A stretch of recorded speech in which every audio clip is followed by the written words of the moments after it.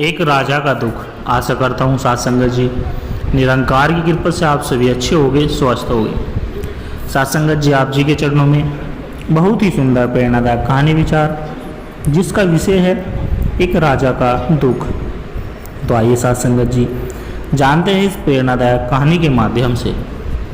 साथ संगत जी हम अक्सर सोचते हैं कि जिसके पास धन दौलत ऐश्वर्य और सत्ता है उसे कोई दुख नहीं होता, लेकिन क्या वास्तव में ऐसा है? क्या बाहरी वैभव आंतरिक शांति की गारंटी है?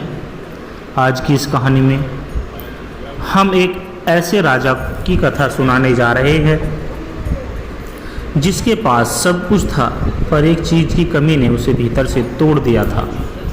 यह कहानी एक ऐसे राजा की जो अपनी पीड़ा को दुनिया से छुपाए बैठा था और आखिर में उसे सच्चा सुख कहाँ और कैसे मिला, यही इस कहानी का सार है। साथ संगत जी ध्यान से सुने।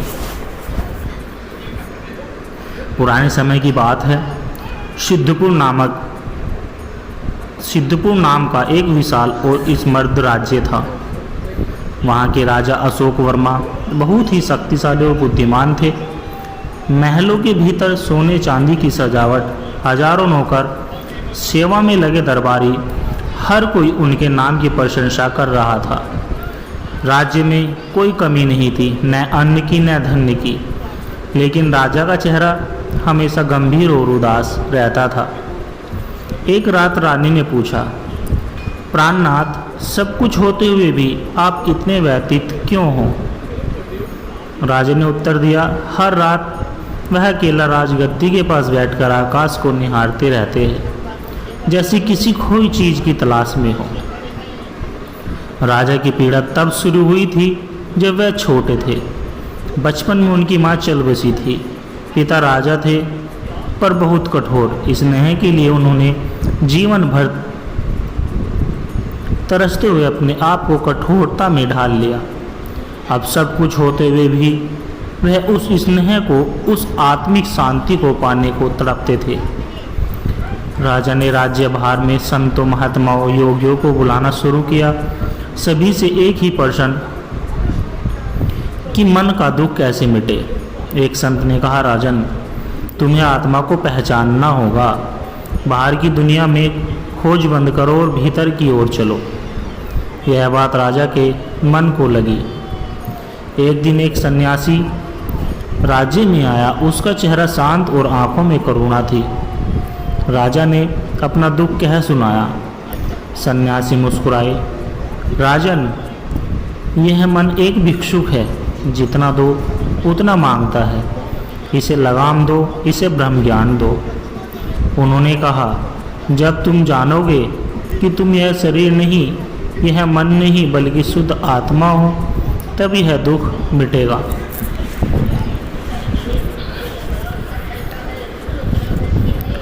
राजा ने राजमहल छोड़कर एकांत में ध्यान करना शुरू किया। कई बार दिन बीते, मन बहुत भटका, लेकिन फिर भी एक दिन वह अनुभव हुआ, मैं वही चैतन्य हूँ जो जन्म से परे है, जो मृत्यु से परे है। उसी क्षण राजा को सच्चा सुख मिला। उन्होंने राज्य लौटकर राजपाट रानी को सौंपा और सेवा सत्संग के कार्यों में जीवन लगा दिया।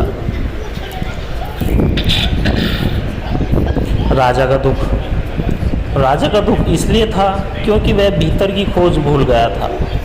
जैसे ही उसने अपनी आत्मा को पहचाना, सारा दुख समाप्त हो गया। यह कहानी साथ संगत जी हमें सिखाती है कि सच्चा सुख भारी संपत्ति या सत्ता में नहीं, बल्कि आत्मज्ञान में है। जब हम खुद को बाहर से जान लेते हैं, तब दुनिया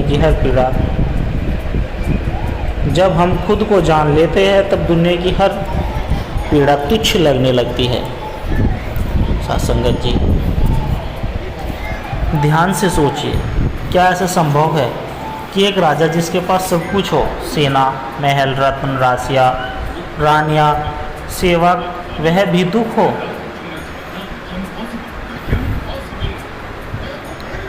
हाँ, क्योंकि असली सुख न सत्ता में है न संपत्ति में, बल्कि आत्मा की शांति में असली सुख होता है। आज की यह हमारी कहानी है एक राजा का दुख के ऊपर, लेकिन ये दुख सिर्फ उनका नहीं, ये दुख हर उस व्यक्ति का है जो दुनिया को पाकर भी खुद को खो बैठता है।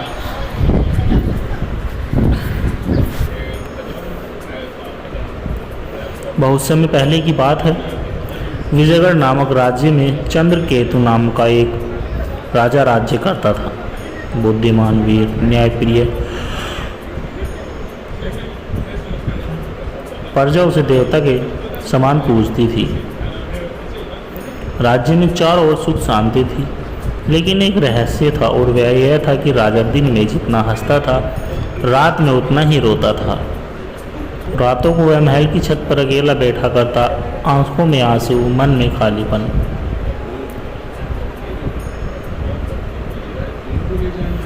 यशोदा रानी ने एक रात राजा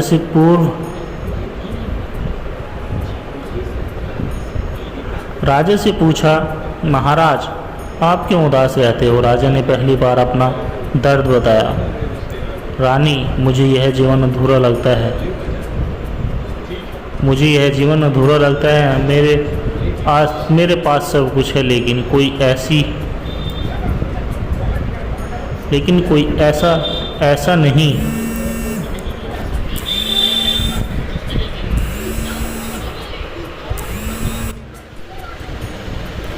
बहुत समय पहले विजयगढ़ नामक राज्य में चंद्रकेतु नाम का राजा राज्य करता था। बुद्धिमान, वीर, न्यायप्रिय, प्रजा उसे देवता के समान पूजती थी। राज्य में चारों ओर सुख शांति थी, लेकिन एक रहस्य था। राजा दिन में जितना हंसता था, उतना रात को रोता था। रातों को वह महल की छत पर अकेला बैठा करता, आंखों में आंसू, मन में खालीपन।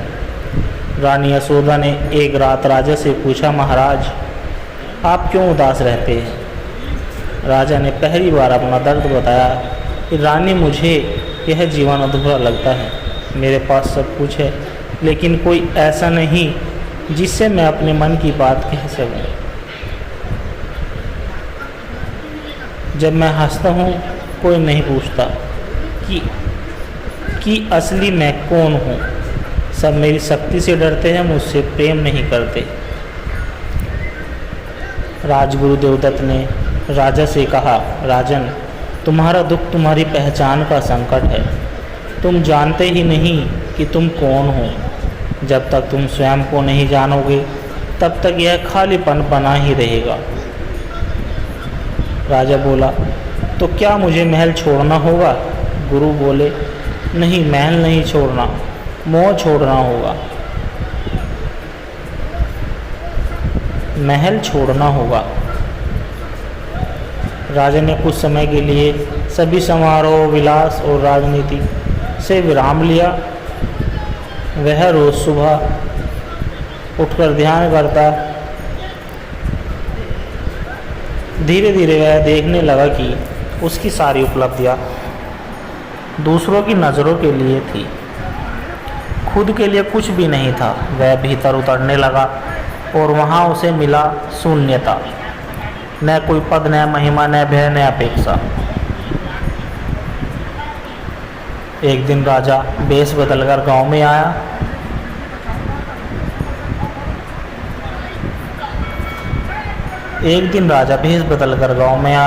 वह एक बूढ़ा किसान मिला जिसका नाम धीरू बाबा था। वह झोपड़ी से गुजर रहा था, लेकिन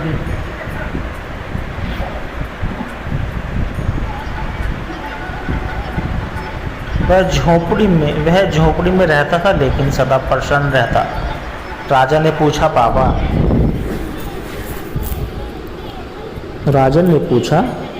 बाबा आपको कभी दुख नहीं होता? बाबा हंसे, दुख तब होता है जब मैं चाहता हूँ कि दुनिया वैसी हो जाए जैसी मैं चाहता हूँ। अब मैं चाहता हूँ कि मैं राजा सन्न रह गया। अब मैं चाहता हूँ कि वैसा हो जाए जैसे भगवान चाहते हैं। राजा सन्न हो गया। राजा ने बाबा से पूछा, आपको सुख कहाँ से मिला, बताइए। बाबा बोले, जिस दिन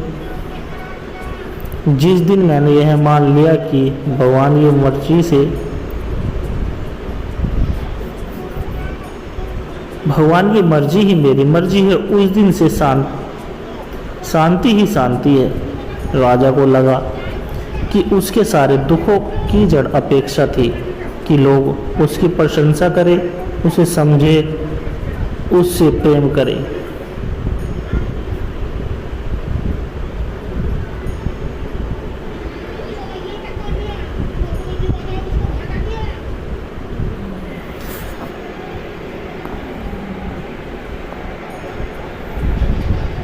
राजा ने बाबा से पूछा, आपको सुख कहाँ से मिला है?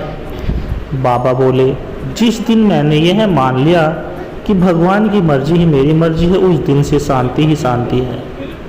राजा को लगा कि उसके सारे दुखों की जड़ अपेक्षा थी कि लोग उसकी प्रशंसा करें, उसे समझे, उसे प्रेम करें। राजा वापस लौटा और कई दिनों मौन साधना में बैठा रहा। एक दिन एक गहरा क्षण आया, उसे अनुभव हुआ कि वह शरीर नहीं, वह पद नहीं, वह सिर्फ नाम नहीं, आत्मा है, जिसे वह खोज रहा था, वह तो उसके भीतर ही था। राजा ने अब राजपाट को सेवा का माध्यम बना लिया। वह हर रोज प्रजा के बीच जाता, जरूरतमंदों की मदद करता और हर व्यक्ति को सिखाता कि बाहर मत खोजो, सुख तुम्हारे अंदर है। प्रजा उसे न केवल राजा मानती थी बल्कि उसे सतगुरु का रूप मानती और सतगुरु की तरह पूजने लगी थी। सत्संग जी,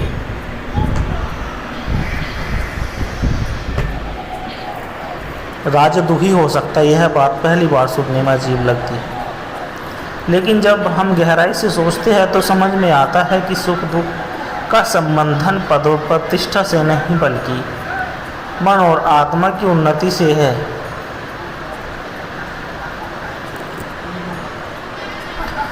सत्संग जी, आप नगरी राज्य में सम्राट रघुवीर सिंह राज्य करते थे। सात रानियां, अनगिनत चौकीदार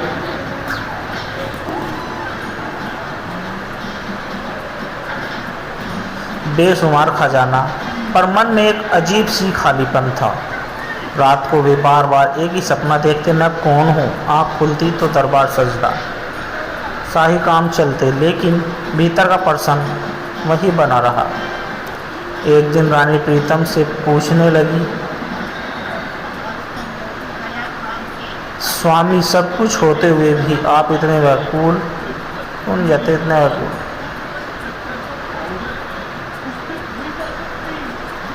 राजा ने उत्तर दिया, मैंने राज्य जीत लिया लेकिन स्वयं को नहीं। मुझे नहीं पता मैं कौन हूँ, क्यों हूँ और कहाँ जाऊँगा। यह ज्ञान मुझे अंदर से जला रहा है।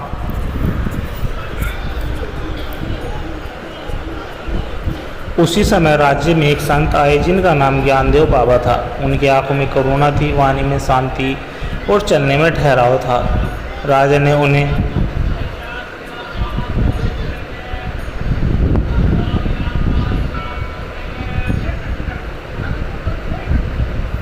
बाबा बोले, मैं तुम्हें नहीं तुम्हारे दुख को मिटा सकता हूँ, लेकिन पहले तुम खुद को पहचानो। राजा ने कहा, संत ने कहा, राजन, तुम आत्मा हो, यह शरीर, यह राज्य, यह नाम सब बाहर का है। जब तुम वहाँ जो इस सबसे तुम वहाँ हो जो इन सबसे परे है। जब तुम जान लोगे कि तुम आत्मा हो और परमात्मा का अंश हो, तब तुम्हारा दुख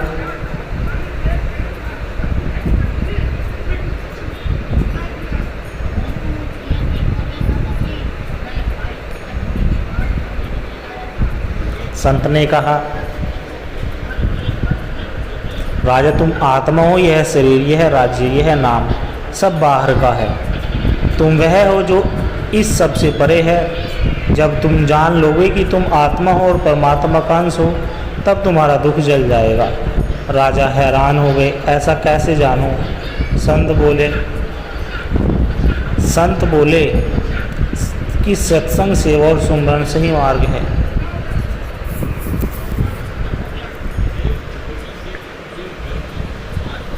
राजा ने प्रतिदिन संत से सत्संग कराना शुरू किया।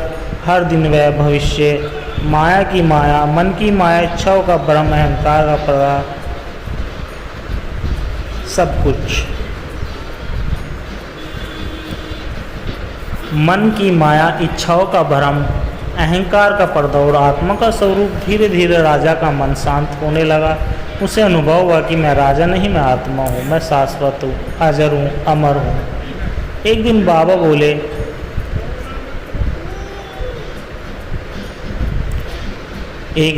बाबा बोले, राजन तुम्हारा दुख इसलिए था क्योंकि तुमने मैं और मेरा को सत्य माना। मेरा राज्य, मेरी रानी, मेरी प्रतिष्ठा, ये सब असत्य है। सत्य केवल मैं आत्मा हूँ और परमात्मा में अनमोल यही है। राजा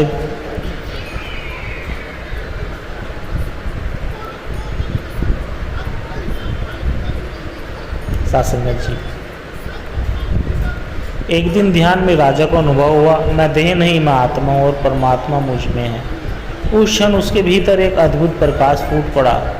वह उठ खड़ा हुआ, जैसे जन्मों का बोझ उतर गया हो। राजा ने निर्णय लिया, अब राज्य सेवा का माध्यम बन जाएगा। हर व्यक्ति को आत्मज्ञान, सत्संग और सुमरन से जोड़ने का कार्य शुरू हुआ। राजा ने कहा, अब मैं राजा नहीं, परमात्मा का सेवक हूँ।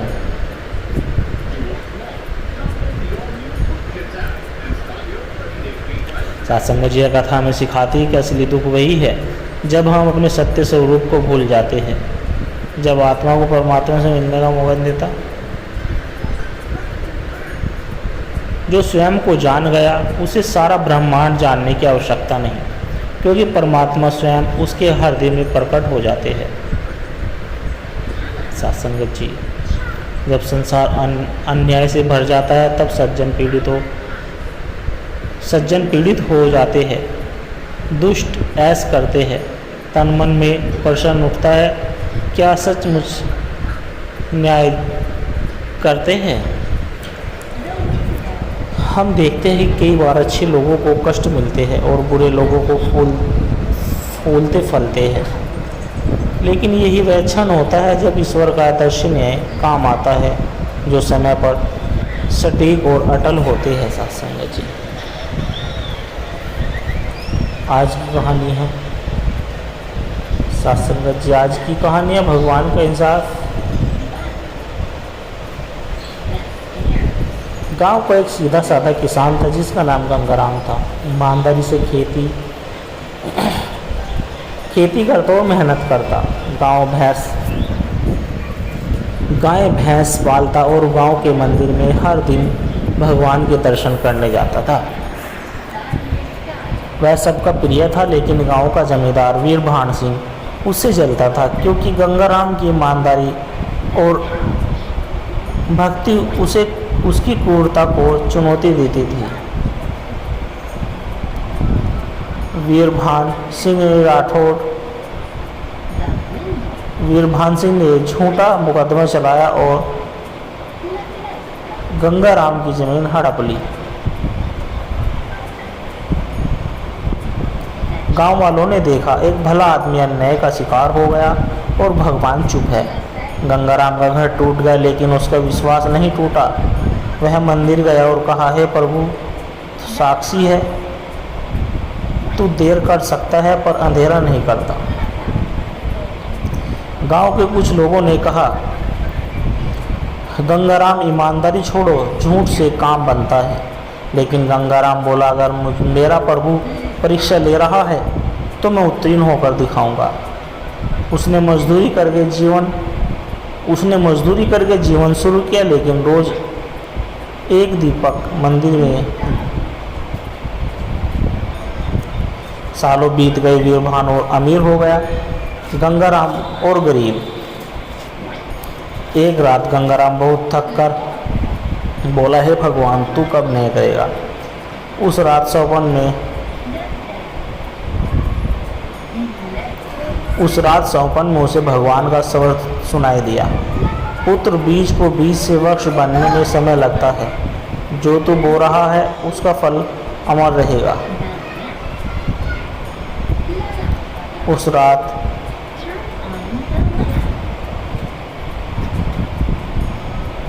रात सौपन ने उसे भगवान का स्वर सुनाई दिया, जो तू बो रहा है उसका फल अमर होगा, धैर्य रख। एक दिन गांव में एक साधु आए जिनका नाम परमहंस था। उन्होंने देखा गंगाराम उनके लिए जल, भोजन और प्रेम से सेवा करता है, जबकि वीरभान सिंह उन्हें दिखावा करता है। संत ने कहा, भगवान के न्याय में देर है पर चूक नहीं। गंगाराम को उन्होंने आशीर्वाद दिया, तेरे भाग्य का तालाब खुलेगा। कुछ महीनों बाद राज्य के मंत्री गांव में आए। उन्हें वीरभान सिंह की जमीन में खोट मिला, वह कहकर चोरी कर रहा था। सारी संपत्तियां जब्त हो गई। उधर गंगाराम को उसी गांव में एक साधु के कारण राज्य सरकार से खेती करने के लिए मुफ्त जमीन और सहायता मिली। गांव वालों ने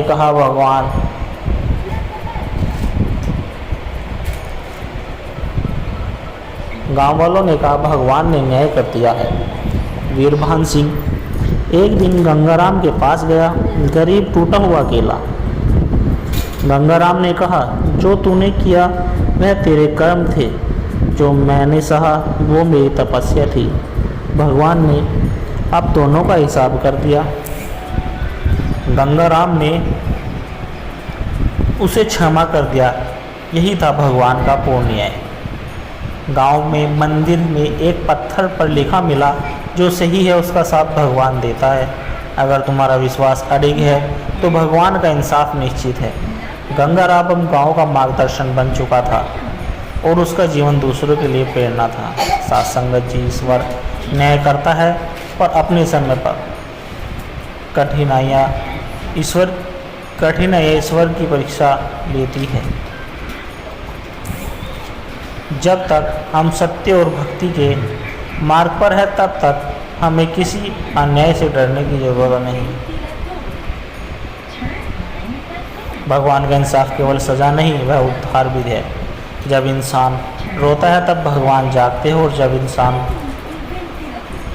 जब इंसान सोता है भगवान जागते हैं, और जब इंसान रोता है भगवान नींद में करते हैं। सत्संगत जी दास के द्वारा कहे गए प्रेरणादायक कहानी विचार यदि आप जी को अच्छे लगे हो तो वीडियो को लाइक करें, शेयर करें, कमेंट बॉक्स में धन निरंकार जी जरूर लिखें, और दास को आशीर्वाद देकर हर रोज़ आप जी के चरणों में ऐसी ही प्रेरणादायक कहानी विचार लेकर आता रहूं। सत्संगत जी प्यार से कहना, धन निरंकार जी।